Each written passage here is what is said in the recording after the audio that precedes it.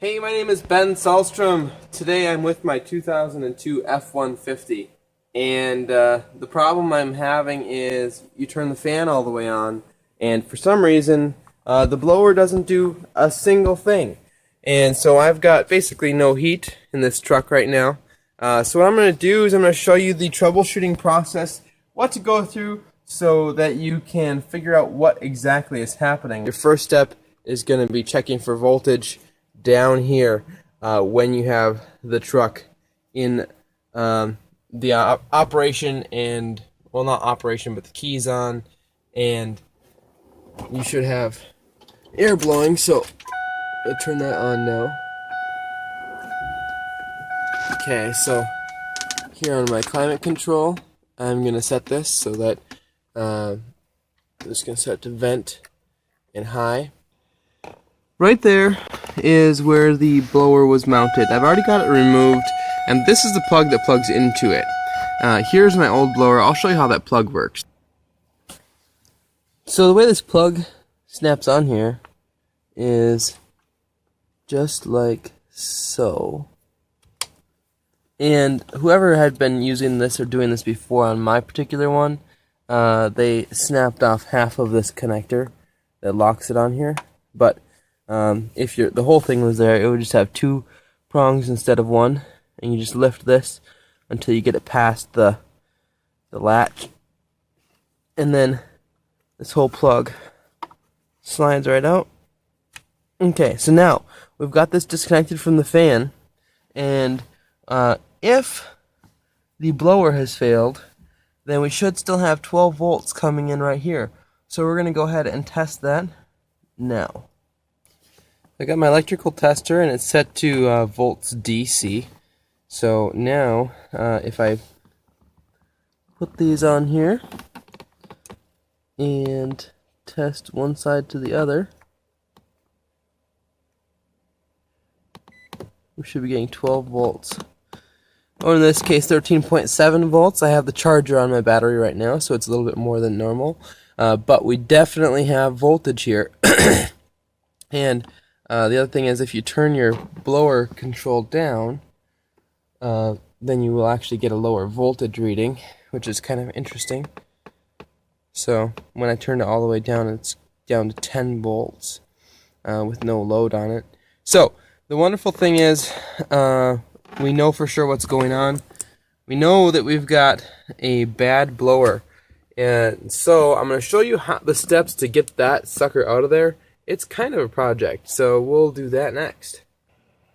Alright, first step is going to be to remove this plastic piece right here. This goes on top of this cover here, and this just snaps off. I'll show you the connectors on it so that you know kind of what's happening. Those connectors there just grab on to this rail. So you should be fine. Just give it a little yank, and that will come right off.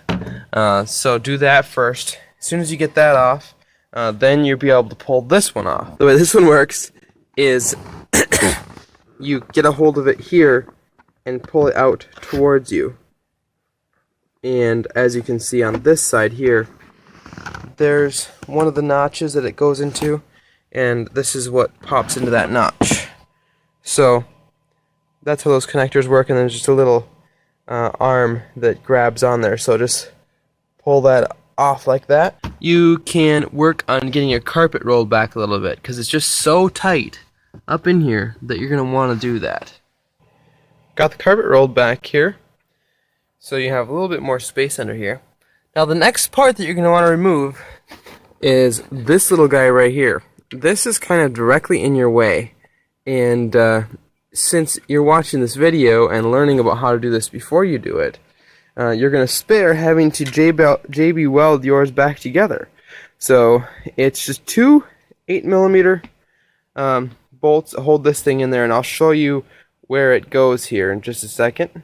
Alright, so down under the dash here, right there's a white tube, and the end of that tube connects directly to this piece here, and the other end of it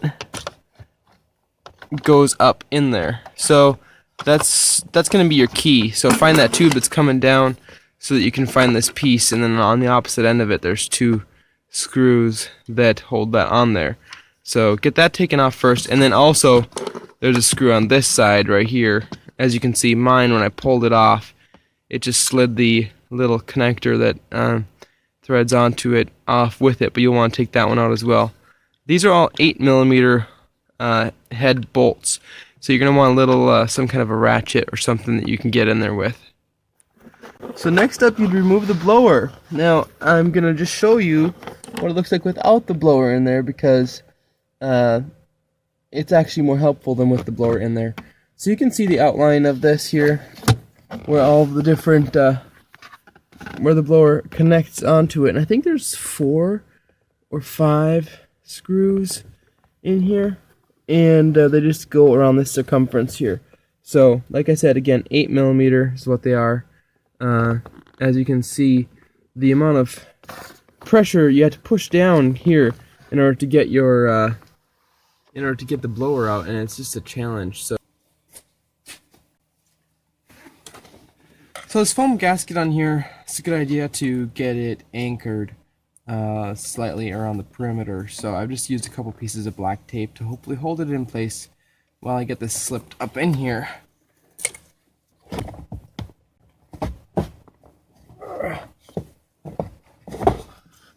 There we go.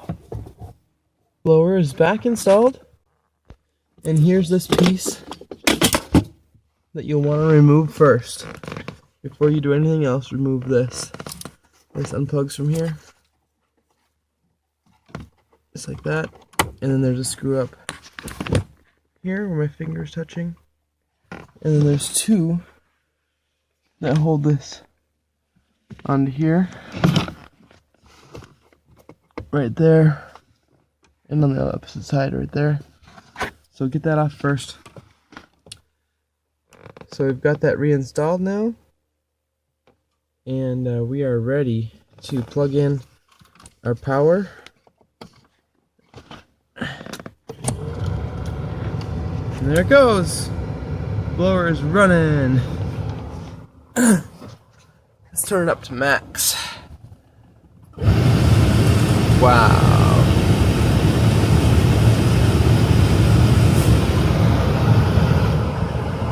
It's damn impressive.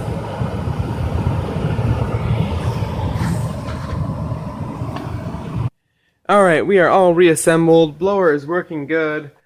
So we got this project done finally. So if this video helped you out, please give it a thumbs up and subscribe to my channel. I'll have semi-regular how-to videos being uploaded, and I'll do my best to see if I can share ideas. And if you have any ideas or things that you want to add to this video, please share them in the comments. That would be super helpful.